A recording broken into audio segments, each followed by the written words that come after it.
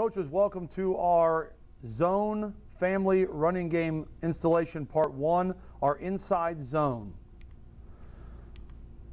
So we're going to go over our blocking scheme first, and then we're going to walk you through what is our bread and butter and our identity play of our offense here, which is just our inside zone read play. What we're looking for here is the ability to try to get some combination blocks up front if possible based upon the linebacker that we're going to ID here.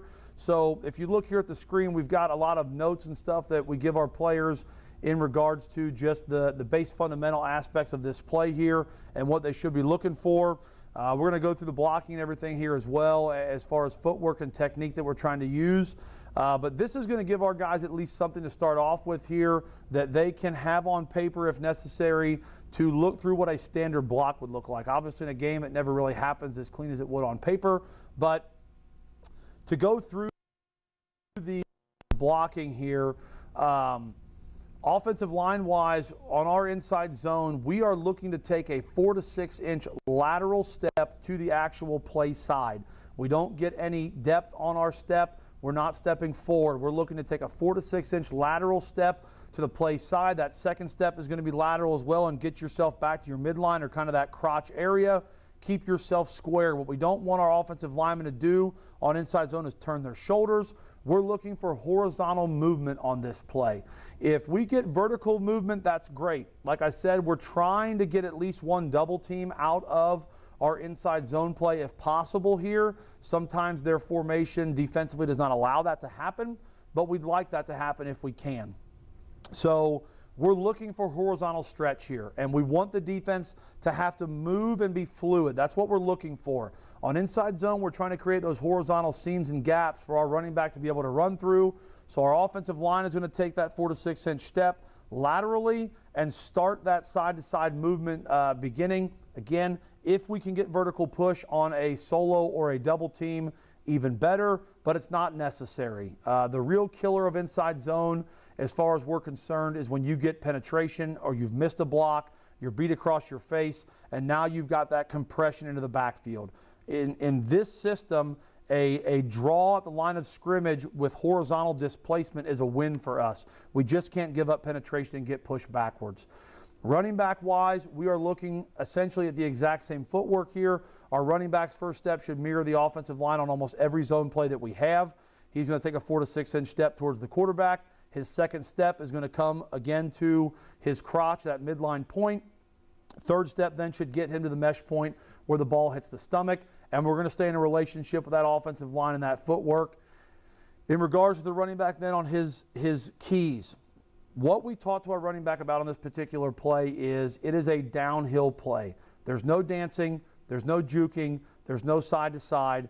We want this play to hit vertical, and we want it to hit downhill as fast as humanly possible. You get one cut and you're vertical here. So we teach our running backs to have a read key on this. This is separate from the quarterback's read key. That's the guy that we're reading for the actual give or the pull here.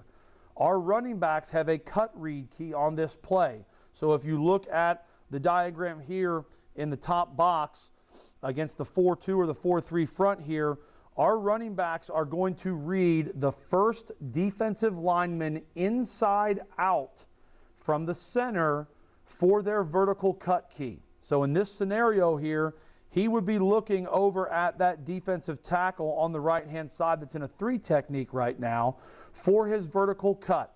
And we want this to happen quickly. So if that 3 technique were to play hard into that B gap, as our running back is coming across the quarterback's face and he's got the pocket opened up, his eyes should be on that cut key, okay? If that tackle plays hard into that B gap as a 3 technique, our running back is immediately going to start to bend that into the A gap or possibly further depending upon his next vision cut there. If that 3 technique were to spike into the A gap, our running back will now bounce that ball outside to the B gap and replace him. Okay, there's a couple things that we talk about. One of the things I picked up a long time ago, that we talk to our running backs about a lot, is you're going to replace that cut key. So if he disappears from where he was, you're going to replace him. Okay, another thing I've heard that you can use with your guys is if there's color in your face, replace. So if you see we wear red and white, If you see a blue jersey flash in front of your face and a cross, then you're replacing where that blue had just come from. We do a lot of vision cut drills with our running backs to help train them on these things and work on those cuts, but the simplicity of that, reading that cut, first defensive lineman from the inside out. We count a 0 nose guard, by the way. We don't start at a 1 shade. If you play a 0, we're going to count that 0 as our cut key. So we'll start at the nose of the center, and then we will work outside from there. So if there isn't somebody in a 0 or a 1 or a 2-eye for some reason, we'll go out to the 3, maybe it's a 4-eye, whatever it is, we're looking to make our cut off of that first defensive out on our inside zone play. It's really allowed us to hit this thing a lot quicker and more efficiently. You're going to see that on tape here in a second. Quarterback-wise on this footwork, he's going to angle his feet at about a 45-degree angle and put that ball out and down for our running back to put it right in his belly. And he's going to read the backside read key defensive end player, last man on line of scrimmage. If that guy were to turn his shoulders and crash, then we're going to do the disengage and pull. If he sits flat or stays, then we're going to go ahead and give. It's a very standard zone read look out of that. But our quarterback's footwork has to be a 45-degree angle here. It needs to match the meshing point of the running back in his relationship to the offensive line. So we're looking at a complete picture here as a whole that everybody needs to be in sync, and we're very specific about how that footwork is supposed to be, because if the offensive line is going, too far with their steps or too short with their steps, that messes up the sync to the running back. If the running back's too aggressive with his footwork, it puts him out of sync with the offensive line. If the running back's not paying attention for his cut read key, then we get bad cuts and bad setups from the offensive lineman because the running back's not doing his job. If the quarterback turns his feet too far, then he cuts the running back off, and the running back can't go into the normal flow and progression.